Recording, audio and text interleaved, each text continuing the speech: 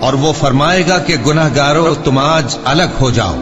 اے آدم کی اولاد، کیا میں نے تم سے کہہ نہیں دیا تھا کہ شیطان کو نہ پوجنا، وہ تمہارا کھلا دشمن ہے، اور یہ کہ میری ہی عبادت کرنا یہی سیدھا رستہ ہے؟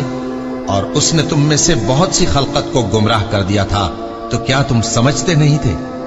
یہی وہ جہنم ہے جس کے تمہیں دھمکی دی جاتی تھی، جو تم کفر کرتے رہے ہو اس کے بدلے آج اس میں داخل ہو جاؤ۔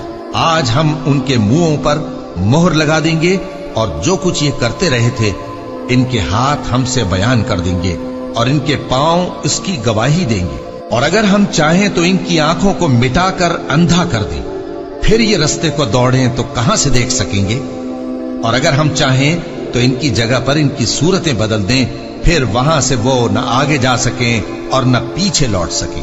اور جس کو ہم بڑی عمر دیتے ہیں تو اسے تخلیق میں اوندھا دیتے ہیں، یعنی اسے بچپن کی کمزوری والی حالت کی طرف لوٹا دیتے ہیں۔ تو کیا یہ سمجھتے نہیں؟